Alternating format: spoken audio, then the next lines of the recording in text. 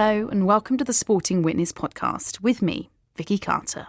Today, I'm taking you back to 2005 with a road trip that tackles over 120,000 kilometres and dozens of countries, all in a small car, and when it was introduced to the world for the first time. Picture this. It's you, your mates crammed into a car on the greatest road trip on earth. The aim? For you to get from central London in England to the central square in Ulaanbaatar in Mongolia in under 6 weeks' time, all on your own and raising money for charity. I introduce to you the Mongol Rally.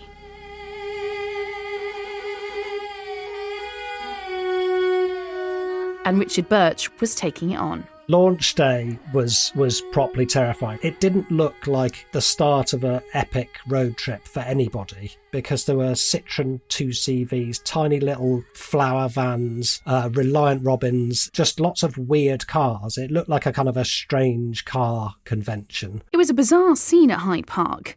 And it was going to be Richard's first ever road trip. Unknown to me, quite a lot of family and friends did actually come to the Star and they'd written out good luck messages on big bed sheets. I think most people who were taking part and most people who were waving us off were convinced that we'd all be back home within 24 hours having suffered a fatal breakdown before we reached Dover. Because it was the first time that people had done it, there was this kind of air of uncertainty about it, which made it all the more exciting. Everybody clapped us and waved and wished us luck, and everyone was tooting their horns. It looked a bit crazy because obviously London was busy just doing its thing, and all of a sudden there was a rude interruption of excited travellers. The first problem was getting out of London.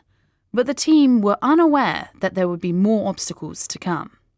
It all started when Richard received an email from a friend, as a joke, suggesting for him to sign up to the Mongol Rally. But the absurdness got Richard's attention, and he immediately made a phone call. I called up Ben and said, we need to talk tonight.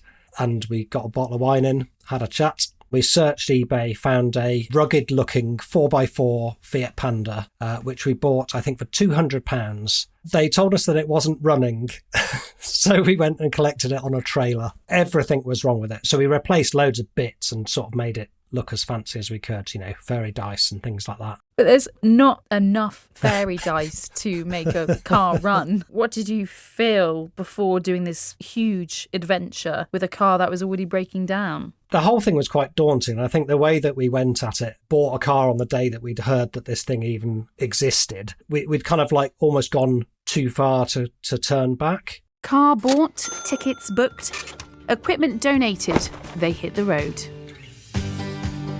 But Richard and Ben decided to do the adventure with two other teams with Fiat Pandas. The route planned was simple-ish. First, they had to get to France, then Belgium, through the Netherlands, Germany, the Czech Republic, Poland, Latvia, Lithuania, Russia, Kazakhstan, Kyrgyzstan, back through Kazakhstan and Russia again, finally reaching Mongolia.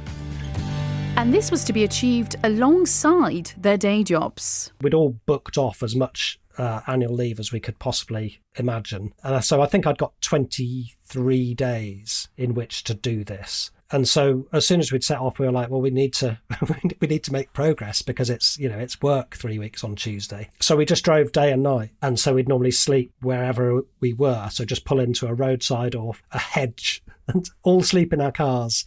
Incredibly, they made it to Russia in just 5 days. But things were about to get a little more tense when they reached the border. Everything was searched, and the atmosphere, you've got people with guns sort of going over your stuff and sort of looking a little bit suspiciously at us. Very shortly after crossing into Russia, we were immediately kind of like pulled over by police for reasons unknown to us still. But Richard came prepared. I'd been in touch with Aston Villa and they were very kindly gave us, I think we had 40 replica shirts because we'd heard that, especially in Russia, officials like a little bribe to just help things move along. And it turned out to be a very useful thing because whilst we drove through Russia, we must have been stopped probably 15 plus times by police. If in doubt, take an Aston Villa shirt. Handing out Aston Villa shirts left, right and centre, Richard and the team made it to the next country. Richard was taken aback by its natural beauty.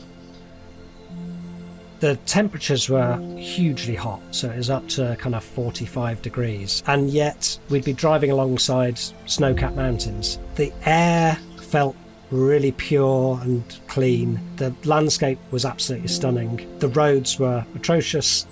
But the landscape wasn't the only thing attracting attention. Richard soon found him being followed by a car with blacked-out windows, telling the team to pull over. Holding their breath, they did. Everybody got out the cars. We had a conversation in broken English. These guys basically claimed themselves to be bigger than the police, in their words. And then these guys pulled out this absolutely huge knife. And then they pulled out a huge watermelon and proceeded to cut the watermelon open with the knife, pour vodka into it, and invite us to a slice.